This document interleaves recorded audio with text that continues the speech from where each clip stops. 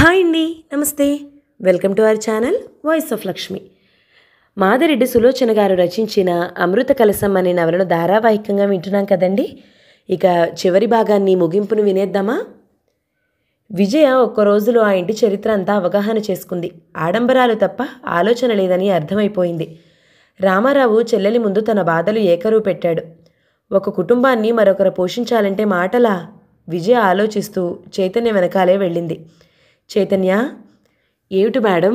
అతను వెనుతిరిగి వచ్చాడు. నీ పరిచయం వాడుకుంటున్నానని అనుకోకు బాబు.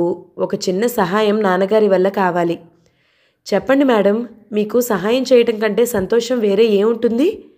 మా అత్తయ్య వంట కాలేదని ఉపవాసం పంపిన రోజున నా ముఖం చూసి అన్నం పెట్టిన మీ మేలు ఎలా మర్చిపోతాను? రమేష్ సంగతి మీకు తెలిసే ఉంటుంది. కాస్త ఖర్చుదారీ మనిషి, రేపు అన్న ఆలోచన లేనివాడు. 3-4 నెలలని డాక్టర్లు అంటున్నారు, కానీ కనీసం 7-8 నెలలైనా పడుతుంది. ఏదైనా టెంపరరీ వేకెన్సీ ఉంటే పల్లవిని వేయించు బాబు. BE ఫస్ట్ క్లాస్లో పాస్ అయింది అన్నది ప్రాధేయపూర్వకంగా. ఏమిటి, పల్లవి BE చదివిందా? ఆశ్చర్యంగా చూశాడు. మెట్రిక్ 3 సార్లు తప్పిన అమ్మాయిలు టకటకా తప్పుడు ఇంగ్లీష్ మాట్లాడుతూ 1,00,000 అలంకారాలు చేసుకుంటారు. అతనికి రమేష్ కుటుంబం పట్ల గౌరవం పెరిగింది. మీకెందుకు మేడం, వారం తిరగకుండా అపాయింట్మెంట్ ఆర్డర్ తెచ్చే పూచీ నాది. రికమెండేషన్స్, స్వజన పక్షపాతం అంటే నాకు గిట్టవు బాబు. ఇప్పుడు పరిస్థితి అలా వచ్చింది. 2-3 నెలలు వేచి చూసే తరుణం కాదు. మేం చేసే మేలు ఏముందండి? ఆమె ఫస్ట్ క్లాస్ విద్యార్థిని. అతను వెళ్ళి తన స్టాఫ్ను కలిశాడు. విజయ ఆలోచిస్తూ నిలబడింది. ఉపాధ్యాయునికి విద్యార్థులకు ఉండే అవినాభావ సంబంధం తెలియని మూర్ఖులు, అసూయపరులు, మతిలేని వారు రకరకాలుగా వ్యాఖ్యానించేవారు. అయ్యా, ఆవిడ కంటికి మనలాంటి వారం ఆనుతామా? కుర్రసరుకు కావాలి అని హేళన చేసేవారు. ఒకసారి తోటి ఉపాధ్యాయుని అలాగే అన్నప్పుడు చిరునవ్వుతో జవాబు చెప్పింది. మమకారానికి కామానికి అర్థం తెలియని మూర్ఖులు ఎన్నైనా అంటారు. వాటిని పట్టించుకోవాల్సిన అవసరం నాకేమీ లేదు. అదే 4 గోడల మధ్య కూర్చున్న గృహిణి అంటే నవ్వి ఊరుకునేదాన్ని. ఉపాధ్యాయ వృత్తి స్వీకరించారు, కనీసం సభ్యతా సంస్కారాలు తెలియకపోతే ఎలా? మీలాంటి వారికి చాటుమొగుడు నేటుమొగుడు కావాలి. అలాంటి ఆలోచనలతో వివాహ వ్యవస్థకున్న విలువను పతనం చేయకండి. చురుకుగా జవాబిచ్చి అక్కడి నుండి వెళ్ళిపోయింది. ఇలాంటి తరుణంలో వాళ్ళుంటే ఏమనేవారో. అమ్మా, పల్లవి పిలవటంతో ఆలోచనలు ఆపి లోపలికి వెళ్ళింది విజయ. రాజీవ్ పోలీసులను చూసి తెల్లబోయాడు. తను గౌరవప్రదమైన కొట్టులో పనిచేస్తున్నాడే తప్ప నేరం ఏం చేయలేదే. మీ మీద అరెస్ట్ వారెంట్ ఉంది, మొదట సర్చ్ చేయాలి అన్నాడు అతను ఇంగ్లీష్లో. ఓ ఎస్, చెయ్యండి, నాకేం భయం అన్నాడు. ఆ రోజు ఉదయం లేవగానే రాజీవ్ అతి కష్టం మీద దాచిన 50 రూపాయలు అహ్మద్కిచ్చాడు. ఎందుకు? ఆశ్చర్యంగా అడిగాడు.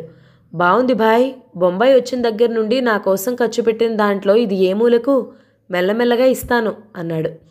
ఎంత వచ్చినా భోజనాలకు బస్ ఛార్జీలకే సరిపోదు. ఆ తినే భోజనం కూడా మామూలుదే. క్షమించు బాయ్, ఒక విషయం నీతో దాచాను. ఏమిటి? రాజీవ్ కనుబొమ్మలు ముడిపడ్డాయి.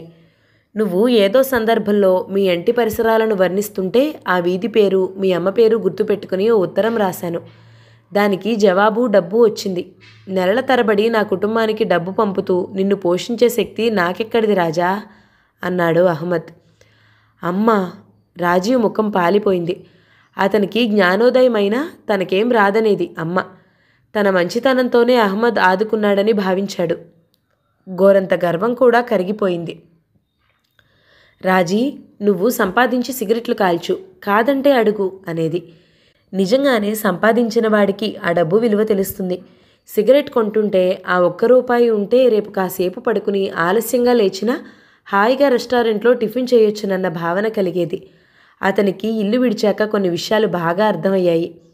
ఆత్మీయతతో ఉంటే కలిగే ఆనందం, అహంభావంతో ఉండే కలిగే అనర్థాలు, డబ్బు విలువ, మనిషి విలువ కూడా తెలిసాయి. ఆ క్షణంలో తల్లి ఎదురుగా ఉంటే. ఆ ఊహ పూర్తి కాకముందే యమకింకరుల్లా వచ్చారు పోలీసులు.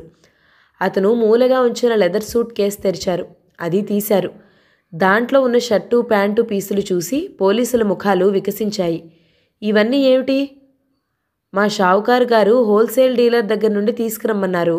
నిన్న 8ంటికి వెళ్తే డీలర్ ఆలస్యంగా వచ్చి ఇచ్చారు. ఈరోజు తీసుకువెళ్తాడవి. అతని మాట పూర్తి కాకముందే పోలీసు తుంచేశాడు. బుకాయించే లాభం లేదు మిస్టర్. వయసు చూస్తే చిన్నది. ఎందుకీ మురికి కోపంలో ఇరుక్కుపోతున్నారు? ఇవన్నీ స్మగుల్డ్ గూడ్స్. ఆ? రాజీవ్ అహ్మద్ తలపై పిడుగుపడ్డట్టయింది. ఇతను నీ జతగాడా? పోలీసులు అడిగారు రాజీవ్ను. రాజీవ్ బుర్ర చాలా చురుకుగా పనిచేసింది. తల అడ్డంగా తిప్పాడు. అతనికేం సంబంధం లేదు, ఆ పక్కింట్లో ఉంటాడు అన్నాడు పదునుగా. అహ్మద్ గ్రహించాడు. వాళ్ళు రాజీవ్ను కారెక్కించుకుని తీసుకుని వెళ్తుంటే అహ్మద్ అద్దె సైకిల్ తెచ్చుకుని వెంట బయలుదేరాడు. రాజీవ్ సేటును చూస్తూనే ప్రాణం లేచొచ్చినట్టు కారులోంచి దిగాడు. సేట్ సాబ్ అంటూ ఏదో చెప్పబోయాడు. అతడు రాజీవ్ను వెనక ఉన్న పోలీసులను ఎగాదిగా చూశాడు. ఎవరు నువ్వు? తీక్షణంగా అడిగాడతను హిందీలో. సేట్ సాబ్, నేను రాజీవ్ను. రాజీవ్ తల తిరిగిపోతుంది. పిచ్చాసుపత్రి నుంచి వచ్చాడా? ఎవరు? పోలీసులను అడిగాడు. కొట్లోని స్టాఫ్ కూడా రాజీవ్ను ఎరగనట్టు నటించారు. రాజీవ్కు మతిపోయింది. అందరూ కూడబలుక్కుని ఆడుతున్న నాటకమని అర్థమైంది. జరా హట్కే జరా బచ్కే ఏ బొంబాయి మేరా జాన్ అన్న పాట గుర్తుకొచ్చింది. అతనికి కళ్ళనీళ్ళొచ్చాయి. తల్లిని అక్కను ఎంత దారుణంగా అబాండాలు వేసేవాడు. ఇన్స్పెక్టర్ సాబ్, నాకేం తెలీదు. ఇంట్లో వారితో పడక పారిపోయొచ్చి ఉద్యోగంలో చేరానే తప్ప నాకేం సంబంధం లేదు అన్నాడు రాజీవ్. తన బలహీనత బహిర్గతం కాకూడదని ముఖం పక్కకు తిప్పుకున్నాడు. అతని ఇంగ్లీష్ ఉచ్చారణకు ఒక్క క్షణం ముచ్చటపడ్డాడు. కానీ మరుక్షణమే దొంగలంతా ఇలాంటి వేషాలు చాలా నేర్చుకుంటారు అనుకుని వెనక్కి తిరిగాడు. అప్పుడే కంగారుగా కారు దిగుతున్న రఘుపతి, విజయ, చైతన్య కనిపించారు. ఇన్స్పెక్టర్ మార్చి రాజీవ్ను, రఘుపతిని చూశాడు. తల్లిదండ్రులను చూసిన రాజీవ్ స్తంభించిపోయాడు. రాజీ, ఏమిటిది అని అడగలేకపోయింది విజయ. చైతన్య ఇన్స్పెక్టర్తో మాట్లాడాడు. రఘుపతి వెళ్ళి కొడుకు వీపు నిమిరాడు. అతని కళ్ళు చెమర్చాయి. సారీ నాన్న, నాకేం తెలీదు నమ్మమన్నట్లుగా దీనంగా చూశాడు రాజీవ్. అహ్మద్ ఏం చేయడానికి పాలుపోక జీపు వెనుక నిల్చున్న అహ్మద్ను పిలిచి తల్లిదండ్రులకు పరిచయం చేశాడు. ఆంటీ సలాం వంగి నమస్కరించాడు అహ్మద్. ఈ పెద్ద పెద్ద వ్యాపారస్తులంతా రాజీవ్ లాంటి కుర్రాళ్లను వాడుకుంటున్నారు ఇన్స్పెక్టర్ గారు. ఇదేదో ర్యాకెట్లా ఉంది. మీరంతా జామీన్ అడిగినా ఇస్తాం. రాజీవ్ను వదలాలి చైతన్య అడిగాడు. విజయ ఉక్కిరి బిక్కిరవుతుంది. తన బ్రతుకులో చీకటి తప్ప వెలుగు రాదా? పల్లవి భర్తతో సుఖంగా ఉందనుకుంది. చదువు చెడిపోయినా ప్రపంచ జ్ఞానం అబ్బుతుంది. మంచి చెడు గ్రహిస్తున్నాడని రాజీవ్ విషయంలో తృప్తిపడింది. ఎందుకు ఈ పరీక్ష? అమ్మా, రాజీవ్కు కళ్ళ నిండుగా నీళ్లున్నాయి. ఇద్దరికీ మాటలు కరువైనట్టు నిలుచుండిపోయారు. మూగగా చూసుకున్నారు. అజ్ఞానంతో అమ్మను అవమానించిన కొడుకు మీది ప్రేమతో ఎంతటి చేదైనా మింగి కొడుకును ఒక దారిలో పెట్టిన తల్లి. అమ్మ హృదయం అమృత కలశం అనుకున్నాడు కొడుకు. అమ్మా అమ్మా అంటూ అతని హృదయం ఆక్రోశించింది. అమ్మకు దూరంగా ఉంటేనే ఆమె విలువ తెలుస్తుందేమో. మీరేం కంగారు పడకండి మేడం. ఆ ర్యాకెట్ ఛేదించడంలో మన అబ్బాయి చేయూత ఉంటే అంతకంటే ఏం కావాలి? చైతన్య విజయకు నచ్చ చెప్పాడు. సరే అలాగే కానీ చైతన్య, నాకు పరీక్షా సమయం ముగిసిపోలేదు అన్నది వచ్చే దుఃఖాన్ని ఆపుకుంటూ. ఆమె కళ్ళ ముందు పసితనం, తల్లిపోవటం, వదిన ఆరళ్ళు, భర్త అమాయకత్వం, వేణు అలివేలమ్మల మాటల బాణాలు, పసిపిల్లల చిరునవ్వులు, వారి చుట్టూ తన అల్లుకున్న ఆశల గూడు, అల్లకల్లోలాలు అన్నీ తిరుగుతున్నాయి. విజయ్ వెళదామా?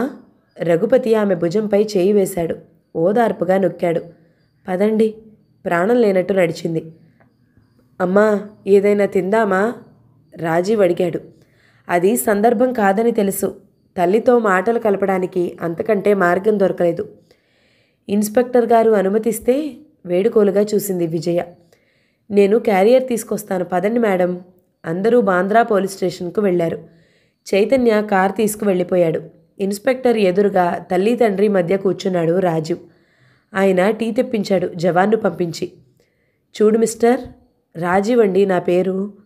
చూడు రాజీవ్, నువ్వు కాక కొత్తగా ఎవరైనా చేరారా మీ కొట్లో? నా తర్వాత సతీష్ జోషి అని ఓ మరాఠీ కుర్రాడు చేరాడు సార్ అన్నాడు గుర్తు తెచ్చుకుంటూ. మీరిలా రోజూ బట్టలు తెచ్చేవారా? నేను మాత్రం 3 సార్లు తెచ్చాను. ఎక్కడి నుండి తెచ్చారు? మఫత్లాల్ తారాచంద్ బిల్డింగ్ నుండి ఒకసారి, కోహ్నూర్ హోల్సేల్ షాపు నుండి 2 సార్లు తెచ్చానండి అన్నాడు. అతనికి మెల్లగా అర్థం అవుతుంది. వాళ్ళు ఏనాడు షాప్లోకి రమ్మనలేదు. బయటకు పిలిచి సూట్ కేసులు అందించేవారు. ఈడియట్స్, తెలివిగా మంచి పేరున్న కంపెనీలతో నాటకం ఆడుతున్నారు. అతను ఆలోచించాడు. ఇంకొక విషయం రాజీవ్, ఈ బట్టలు మీరు తెచ్చినవి షోకేసుల్లో సర్దేవారా? రాజీవ్కు మెల్లగా గుర్తుకొచ్చింది. మై గాడ్, దీని వెనకాల ఇంత కథ ఉందా అనుకున్నాడు. లేదండి, కొందరు కస్టమర్స్ మా సేటు గారిని పలకరిస్తామని వెళ్ళేవారు. కొన్నిసార్లు వాళ్ళు వెళ్ళేటప్పుడు ప్యాకెట్లు పట్టుకెళ్ళేవారు. ఈ విషయం నేను ఎప్పుడూ పెద్దగా పట్టించుకోలేదు అన్నాడు రాజు. ఇన్స్పెక్టర్ కర్ర చేతిలో కొట్టుకుంటూ ఆలోచనలో పడ్డాడు. రఘుపతి ఆలోచనగా కొడుకును ఆ విషవలయం నుంచి తప్పించే మార్గం ఏమిటన్నట్లు అశాంతిగా గడుపుతున్నాడు. సంఘంలోని దుష్టశక్తులన్నీ యువకులను తప్పుదారి పట్టిస్తున్నాయి. కొందరు ఈ స్మగ్లింగ్, చీటింగ్ రాకెట్లలో ఇరికిస్తే మరికొందరు సమ్మెలు సవాళ్లు అంటూ వాడుకుంటున్నారు. దీనికి పరిష్కారమే లేదా అని విజయ ఆలోచిస్తుంది. చైతన్య తెచ్చిన క్యారియర్ నలుగురు తిన్నారు. రాజీవ్కు తల్లి తండ్రి దగ్గర ఉన్నాననే తృప్తి తప్ప బాధలు బాధ్యతలు లేవు. అతను నిశ్చింతగా కబుర్లు చెప్తున్నాడు. రఘుపతి రమేష్ విషయం చెప్పాడు.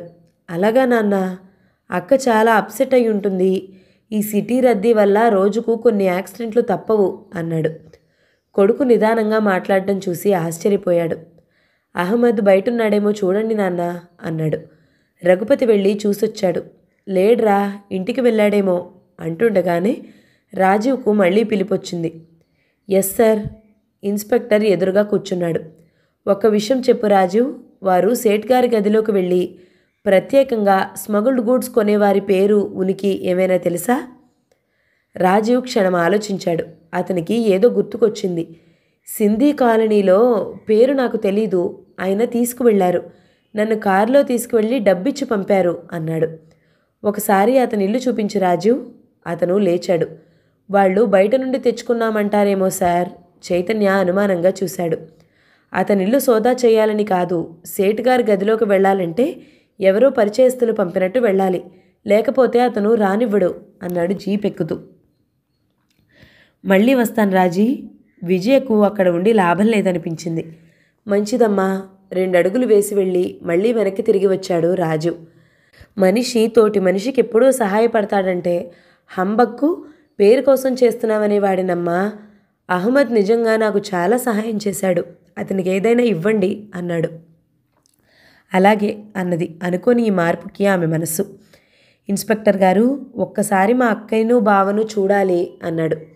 ఆసుపత్రి మీదుగా వెళ్దాం అన్నాడు. అందరూ బయటికి వచ్చారు. కారు, జీపు ఒకదాని వెంట ఒకటి బయలుదేరారి. అటు ఇటు దొర్లింది విజయ. కొందరికి ఏ చిన్న కష్టం వచ్చినా నలుగురికి చెప్పుకుని తేలిక పడతారు. విజయ దానికి పూర్తిగా విరుద్ధం. నీ కష్టాలు నీలోనే ఉంచు, నీ సుఖాలు నలుగురికి పంచు అనే తత్వం ఆమెది. పల్లవికి తన అండ ఎంతో అవసరం ఇప్పుడు. రాజీవ్ కేసు నడుస్తోంది, అక్కడా డబ్బు కావాలి. రఘుపతి ఒక్కడి జీతం ఏం సరిపోతుంది? అందుకే తన ట్యుటోరియల్ కాలేజీలోనే ట్యూటర్గా చేరింది. సునంద ఆనందంగా విజయకు ట్యుటోరియల్ కాలేజీ అప్పగిస్తానన్నది. కానీ విజయ అంగీకరించలేదు. వద్దమ్మా, ఈ బాదరబందీ అక్కర్లేదు. పల్లవికి జీతం డబ్బులు చేతికి వచ్చే వరకు ఈ ఉద్యోగం చేయక తప్పదు అన్నది నిదానంగా. కానీ లోకులు కాకులు అన్నారు. విజయ దగ్గర ధనరాశులు మూలుగుతున్నాయనుకుంటారు. నీకెందుకమ్మా ఉద్యోగం? కొందరి ప్రశ్నలు. నిజమే, డబ్బు పట్ల కొందరికి విపరీతమైన మమకారం. ప్రాణం బిగబట్టి సంపాదిస్తారు. ఆమె ఏనాడు అలా చేయలేదు. అందుకే ఓ నవ్వు నవ్వి ఊరుకుంటుంది. కొందరు చెవులు కొరుక్కుంటారు. ఆశ అని అంటారు. కామెర్ల రోగులకు తాను జవాబు చెప్పవలసిన అవసరం లేదు. విజయ. అటు ఇటు దొర్లుతున్న విజయను పిలిచాడు రఘుపతి. ఏమిటి? అటు తిరిగింది. అతను చేయి చాచి స్విచ్ అందుకుని లైట్ వేశాడు. ఆమె కళ్ళు మంకెన పువ్వుల్లా ఎర్రగా ఉన్నాయి. నిద్రపోలేదా? అతను విస్మయంగా చూశాడు. నిద్ర రాలేదు అంది. అతనికి అర్థమైంది ఆమె ఎందుకు నిద్రపోలేదో. లోకం పోకడ గురించి ఆలోచిస్తున్నాను అన్నది మెల్లగా. లోకం పోకడ అర్థం కాదు విజయ. అదో మహాసాగరం. ఎంత వెడల్పో ఎంత లోతున్నదో ఎవ్వరూ చెప్పలేరు. ఆ అలలలాగే మనుషుల ప్రేమాభిమానాలు. మన దగ్గర డబ్బుంటే ఆ చంద్రుని దాటికి ఉవ్వెత్తున లేచే అలల్లా మనల్ని పొగిడేస్తారు, ముఖస్తుతి చేస్తారు, మనల్ని ఆకాశానికి ఎత్తుతారు, ఎగిరిపడితే నవ్వుతారు అన్నాడు ఆవేశంగా. అదేం శాపమో, అందరినీ ఆకాశానికి ఎత్తారేమో కానీ నన్ను నిందించిన వారే ఎక్కువ. నా చేత సహాయము పొంది నన్ను తిట్టిన వారే ఎక్కువ. నీలోని పనితనాన్ని చూసి ఓర్వలేక చేసిన ప్రచారాలు అబాండాలు అన్నాడు ఆమె చేతిని స్నేహంగా నిమురుతూ. బయట తలుపులు దబదబా బాదిన చప్పుడైంది. అప్పుడే తెల్లవారిందా అని ఇద్దరూ ఉలిక్కిపడి లేచారు. తలుపులు తీసింది విజయ. పద్మ నిలబడి ఉంది. విజయను కౌగిలించుకుని బావురుమన్నది. ఏమిటి వదినా, ఏమైందసలు? కంగారుగా అడిగింది. విజయ, నిన్ను అపార్థం చేసుకున్నానే. భార్య అంటే జీవిత భాగస్వామి గాని బానిస కాదు. నీ భర్తను వ్యసనాల నుండి తప్పించమంటే నిన్ను అపార్థం చేసుకుని ఆయన ఆడిందల్లా అవునన్నానే. పతివ్రతను అనిపించుకోవాలని, సీతాసుమతిగా పేరు తెచ్చుకోవాలని తాపత్రయపడ్డానే అన్నది దీనంగా ఏడుస్తూ. ఆమె ముఖం చూస్తే 10 లంకణాలు చేసినట్లుంది. ఒంటి నిండా నగలతో పూచిన తంగేడులా ఉన్న మనిషి మామూలు బట్టలతో నల్లపూసలతో బక్కచిక్కిపోయింది. అక్కా, ముందు లోపలికి రా విజయ, కాఫీ తాగి మాట్లాడుకుందాం రఘుపతి పిలిచాడు. అక్కా తమ్ముడు బేసిన్ దగ్గర నిలబడి ముఖం కడుక్కుంటున్నారు. పొయ్యి మీద పాలు, మరో పక్క నీళ్లు పెట్టి బ్రష్ తీసుకుని బయట పంపు దగ్గరికి వచ్చి కూర్చుంది. 10 ఏళ్ల నాడు మరదలిని నానా మాటలు అని 2 పిల్లల తర్వాత ఆపరేషన్ చేయించుకున్నది తనను అవమానించడానికేనని నిందించి తమ్ముడు పెళ్ళం కొంగు పట్టుకుని తిరుగుతున్నాడనే చవట అనేసి వెళ్ళిపోయింది. వదినా, నీకు పిల్లలను పెంచాలని ఉంటే తల్లి తండ్రి ఉన్న పిల్లలను పెంచి ఇబ్బంది పట్టం దేనికి? వాళ్ళు ఏదైనా అంటే మీకు బాధ. ఎవరైనా అనాథ బాలుని పెంచు, వాడికి జీవితం ఇచ్చిన వారవుతారు. మిమ్మల్ని ఎవ్వరూ ప్రశ్నించేవారుండరు అతి శాంతంగా మృదువుగా చెప్పింది. పద్మమ్మ రెచ్చిపోయింది. చాలే, బోడి సలహాలిస్తావు. నీ పిల్లలు లేకపోతే నా అత్త పిల్లలున్నారే నానా రభసా చేసి వెళ్ళింది. తమ్ముడు చచ్చిన వాడితో జమ అన్నది. రాకపోకలు దాదాపు ఆగిపోయినా భర్త తరపు బంధువుల పిల్లాడిని ఎవరినో తెచ్చి పెంచిందని, వేణు కూతుర్ని చేసుకుంటుందని విన్నది. ఆ తర్వాత ఇదే రావటం. కాఫీ కాచాను, కనీసం తాగడానికైనా వస్తావా? రఘు పిలుపు విని ముఖం త్వరగా కడిగి లోపలికెళ్ళింది. వేణు పిల్లనివ్వనన్నాడని మా పెంపుడబ్బాయికి బయట పిల్లని చేశాన్రా. ఒక సిప్ కాఫీ తీసుకున్నాడు. ఆ పిల్లది పెళ్ళైన దగ్గర నుండి మా ప్రాణాలు కురికేసిందనుకో. మీ బావ పేకాటలో ఆస్తంతా తగలేశారు. ఇంతోటి ఆస్తికి వారసుడే కావాల్సి వచ్చిందా? నేను ఇంకెంత ఆస్తుందో అనుకున్నాను అంటూ సాధించడమే. ఆవిడ ఆవేదన వెళ్ళగక్కి మరో గుడికెడు కాఫీ తాగింది. విజయ ఆనాడే చెప్పిందిరా, ఎవరినైనా అనాథన పెంచుకోమని. కళ్ళొత్తుకుంది. అరగంట తర్వాత తేలిన సారాంశం ఆమె ఇంట్లో దెబ్బలాడి వచ్చేసిందట. విజయ నిట్టూర్చింది. కాదని ఎలా అనగలదు? మన దేశంలో స్త్రీ స్వతంత్రంగా బ్రతికే ప్రతిపత్తి ఎక్కడుంది? ఎవరిదో అండ కావాలి. ఆమె పనులు పూర్తి చేసింది. ఆమెకు మొదటిసారి భారతమ్మ ఉత్తరం వచ్చింది. పల్లవికి ఒక్క క్షణం తీరుకుండదు విజయ. రమేష్ను ఇంట్లోనే ఉంచాం, తిరుగుడు తప్పుతుందని. ఉన్నంతసేపు వాడితో కబుర్లు సేవతో సరిపోతుంది.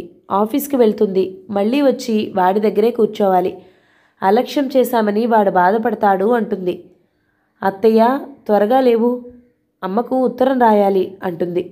రోజూ లేపాలనుకుంటాను కానీ అలసి ఒళ్ళెరగని నిద్రపోయి దాని ముఖం చూస్తే లేవబుద్ధి కాదు.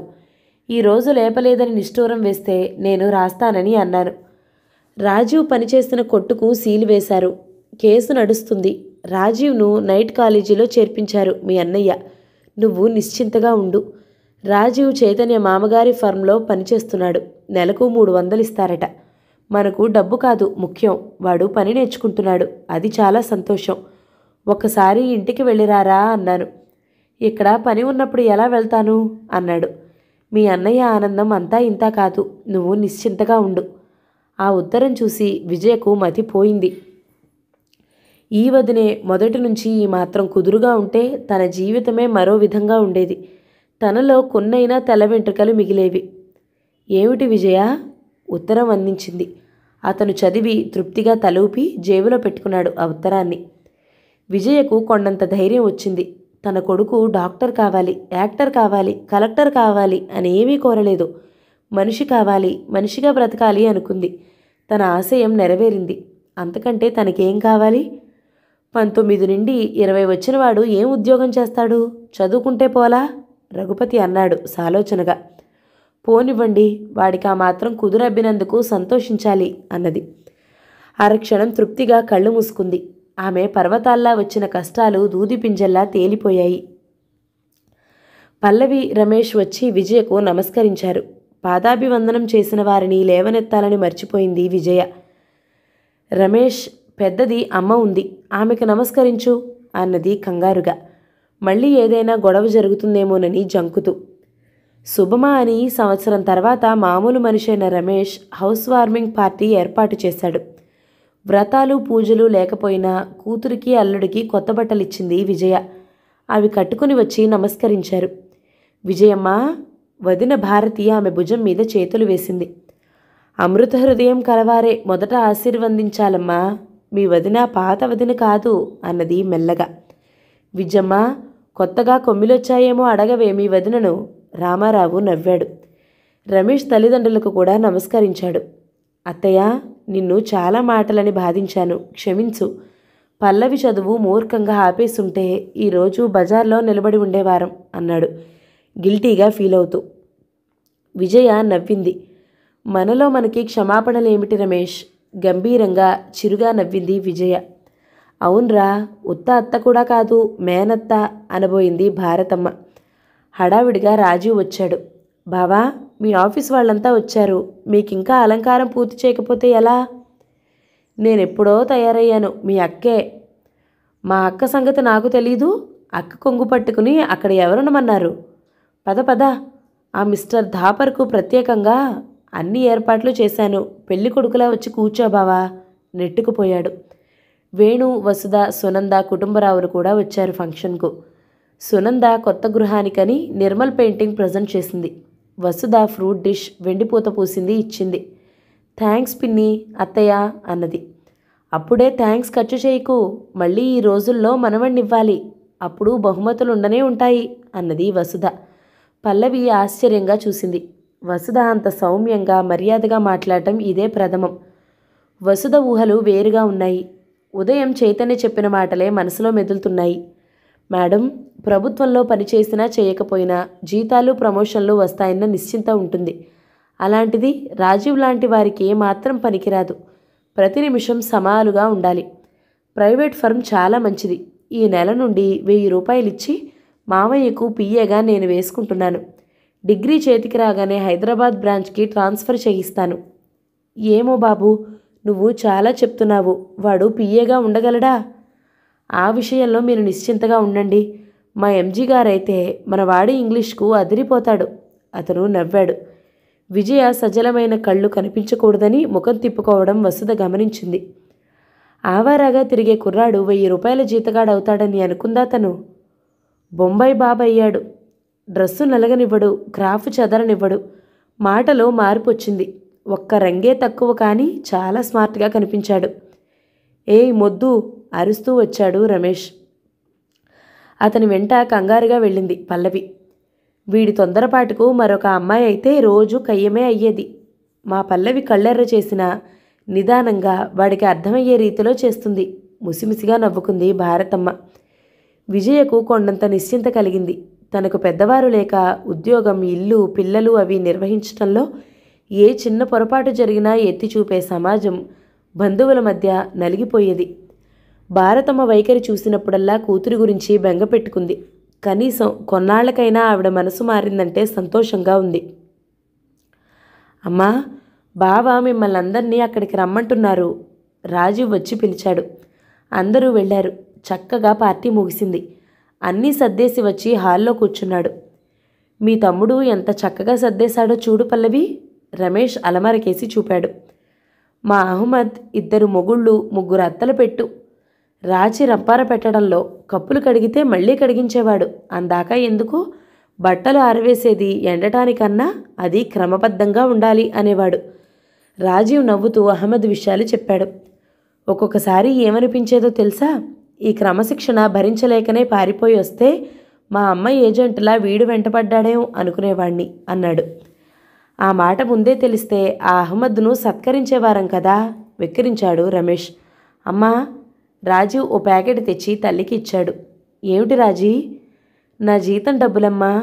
భోజనానికి అత్తయ్యకు 200 ఇస్తున్నాను. నాకు కొంత ఖర్చు అయింది, మిగిలింది అన్నాడు. బ్యాంక్ అకౌంట్ ఓపెన్ చేయకపోయావా అన్నది. నీ దగ్గర ఉంచమ్మా, నాకు బస్సులో వెళ్ళటం ఇబ్బందిగా ఉంది. ఓ 5000 జమ అయ్యాక స్కూటర్ కొనుక్కుంటాను అన్నాడు. నీకు స్కూటర్ అంత అవసరమైతే నాది పంపిస్తాను రాజా. రఘుపతి కొడుకు వంక చూశాడు. రాజీవ్ ఇబ్బందిగా తల్లి వంక చూశాడు. తీసుకో రాజీవ్, నువ్వు ఎందుకు చూస్తున్నావో నాకు తెలుసు. ఒకప్పుడు స్కూటర్ అడిగితే వద్దన్నామన్న కోపం పోనట్టుంది. అప్పుడు బాధ్యత తెలియని ఒక అబ్బాయివి. స్కూటర్ కొనిస్తాం, ఆ తర్వాత దానికి అయ్యే ఖర్చులు ఎక్కడిస్తాం అన్నది. రాజీవ్కు తల్లి వాదన నిజమే అనిపించింది. తను సంపాదించి కష్టపడి సమకూర్చున్న వస్తువుల విలువ తెలిసింది. అందుకే తల్లి అన్న ప్రతి మాట నిశితంగా ఆలోచిస్తాడు. విజయ మేడం గారు అబ్బాయి నాన్న అంటున్నప్పుడు చైతన్య చెంప పగలగొట్టాలనిపించేది. నేను మనిషిని, నాకు పేరుంది, రాజీవ్ అంటారు అని. రాను రాను అర్థమైపోయింది. ఒక ఉపాధ్యాయునిని ఉద్యోగస్తురాలైన విద్యార్థులు ఆరాధిస్తారంటే దానికి ఆ ఉపాధ్యాయుని ప్రభావం ఎంతగా ఉంటుందో ఊహించగలిగి ఇప్పుడు ఎవరైనా విజయ కొడుకు అంటే సిగ్గుపట్టం లేదు. సగర్వంగా తలెత్తుతున్నాడు. ఏ గ్రూప్ తీసుకున్నావు? రాజీవ్ను వేణు అడిగాడు. కామర్స్ మావయ్య.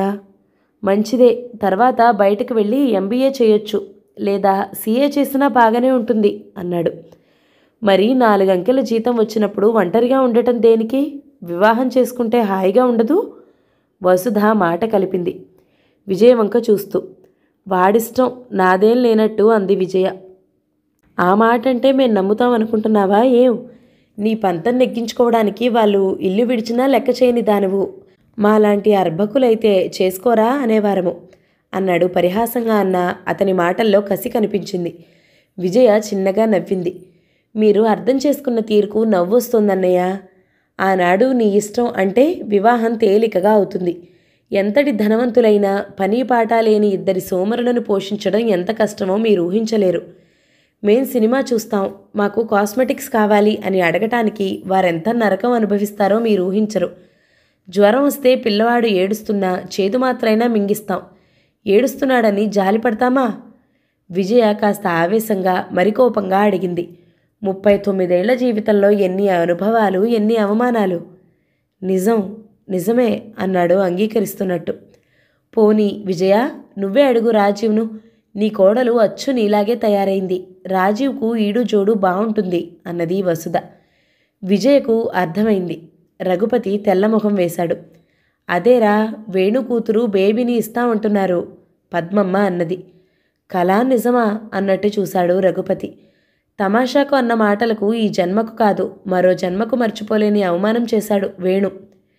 మీ చెట్లను నేనెందుకు నీళ్లు పొయ్యాలి అన్నది ఓ రోజు చిన్నపిల్ల బేబీ. అప్పుడే మామి అంటున్నావుటే తల్లి, అయితే మా రాజాని చేసుకో, అది నీ ఇల్లే అవుతుంది అన్నాడు పరిహాసంగా. ఒరేయ్, నీ నల్లటి కొడుకు వాడెత్తు ధనం పోసినా నా పిల్లనిస్తానట్రా. ఏమిటి పరిహాసానికి అంటే? పరిహాసానికి ఓ హద్దుంటుంది. నానా మాటలన్నాడు. విజయకు అలాంటి పరిహాసాలు గిట్టవు. అందుకే ఏం చెయ్యాలో తోచనట్టు ఆమె అటు పక్కన లేకుంటే బావుండునని చూశాడు. అదృష్టవశాత్తు ఆమె లేదు. ఆ విషయం గుర్తుకొచ్చింది. వేణు, నీ బంగారు బొమ్మను చేసుకోవడానికి రాజీవ్ ఎత్తు ధనం ఎక్కడ తెచ్చేదిరా? వేణు ముఖం వెలవెలపోయింది. వసుధ పెద్దగా నవ్వింది, అదేదో జోక్ అయినట్టు. మీ బావమరిది పరిహాసానికి అన్న మాటలు ఇంకా గుర్తుపెట్టుకున్నావా అన్నయ్య అని అడిగింది. పరిహాసానికి అన్న మాట అర్థం చేసుకొని మూర్ఖుడా తను? అత్తయ్య, మామయ్య పరిహాసానికి ఏమన్నారో తెలీదు కానీ ఇల్లు విడిచి వచ్చేనాడు మీరన్న మాటలు నాకింకా గుర్తున్నాయి. అవి మర్చిపోయి మీ అల్లుడిని అయ్యేంత సహృదయత నాలో లేదు. నిక్కచ్చిగా రాజీవ్ అభిప్రాయం చెప్పాడు. అది కాదురా, వేణు ఏదో సమర్థించబోయాడు. మావయ్య, గతించిన ఆ చేదు నిజాలు ఎందుకు? నాకు డిగ్రీ వచ్చే వరకు వివాహం చేసుకోవాలని లేదు. 1 సంవత్సరంలోగా నాకు హైదరాబాద్ బ్రాంచ్కు ట్రాన్స్ఫర్ కాకపోతే అమ్మ వస్తుంది. నాన్నకు 25 ఏళ్ల సర్వీస్ అయిపోతే ఆయన వస్తారు అన్నాడు దృఢంగా. నీవు ఎప్పుడో వివాహం చేసుకోవాలనుకున్నావు? తెలిసి తెలియని వయసులో మావయ్య. ఏదో అన్నాను. అప్పుడు అమ్మ ఆంక్షలు పెడుతుంది కాబట్టి ఆమె మాటలు వ్యతిరేకించాలనే తపన, వేరే ఆలోచన లేదు. ఆవేశం, మూర్ఖత్వం తప్ప ఏం తెలియలేదు. అదంతా గుర్తు చేసుకోవాలని లేదు ఖచ్చితంగా చెప్పాడు. అతను చెప్పింది నిజమే అయినా వేణు దంపతులకు కోపం వచ్చింది. వాళ్ళు 200 ఖర్చు చేసుకుని కేవలం పల్లవి కోసం రాలేదు. వచ్చిన పని విఫలమైందని మంటగా ఉంది. 2వ రోజు మధ్యాహ్నానికి గాని బండి దొరకదు. అసహాయంగా ఉండిపోయారు. విజయకు నవ్వొచ్చింది. డబ్బుతోనే లోకమా? పాపిష్టి డబ్బు అంటారు. డబ్బు మహత్తు ఎంతటిది? ద్వేషించిన వారే ప్రేమిస్తారు, శత్రువులైన వారే మిత్రులవుతారు. ఈ డబ్బును చూసి జనాన్ని తమ చుట్టూ తిప్పుకోవాలే తప్ప డబ్బు ఖర్చు చేసి సహాయపడిన వారిని మూర్ఖులు అనుకుంటుంది లోకం. ఈ సత్యం ఆమె గ్రహించింది. అమ్మా, అందరూ లేవండి, మజ్జిగన్నం తిందురు గాని అందరినీ లేపింది పల్లవి. మర్నాడు ప్రయాణం అవుతుంటే పట్టుచీర ధోవతులు విజయకు రఘుపతికి ఇచ్చింది భారతమ్మ. ఎందుకు వదినా? తెల్లబోయి అడిగింది విజయ. భలే దానివమ్మా, వియ్యపురాలివి కాక ఆడపడుచువు కూడాను నవ్వింది. అక్కడ రమేష్ ఉన్నాడని తీసుకుంది. తర్వాత భారతమ్మను పిలిచింది. వదినా, 10 రూపాయలు సంపాదించి 10 ఖర్చు పెట్టినా పర్వాలేదు, కానీ 11 ఖర్చు పెట్టినా ఆ 1 రూపాయి మన ప్రాణాలు తీస్తుందని మర్చిపోకు. ఈ చీర వాపస్ ఇచ్చేసి అరువు బేరాలు తగ్గించండి అన్నది. దూరంగా కూర్చున్న అనుపమ కూడా విజయ్ వ్యక్తిత్వానికి మరోసారి ముగ్ధురాలైంది. అందరూ సంతోషంగా సాగనంపారు. వేణు, వసుధ, సునంద పట్నం చూసి స్టేషన్కి వస్తామని మొదటే వెళ్ళిపోయారు. పద్మమ్మ మరో 4 రోజులు ఉండొస్తానంది. పల్లవిని, రాజీవ్ను చెరోవైపు తీసుకుని భారమైన గుండెతో టాక్సీలో ఎక్కింది విజయ. రఘుపతి కూడా ఎక్కాడు. అందరూ చేతులూపుతుండగా టాక్సీ ముందుకు సాగింది. కాస్త కష్టం వచ్చినా తననుకున్నది సాధించింది. సమర్థులైన పిల్లల కంటే తల్లులకి ఏం కావాలి? నిశ్చింతగా, ప్రశాంతంగా, నిండుగా ప్రవహించే నదిలా ఉంది విజయ్ హృదయం. అంతా ఆ పరమాత్ముడి దయ అనుకున్నాడు రఘుపతి. అమ్మో, ఈ మాట విజయ్ వింటే అనుకున్నాడు. నవల సమాప్తం. ఈ నవల కనుక మీకు నచ్చినట్లయితే లైక్ చేయండి, షేర్ చేయండి, కమెంట్ చేయండి. మన ఛానల్ని తప్పకుండా సబ్స్క్రైబ్ చేయండి. Thank you so much for watching. నమస్తే.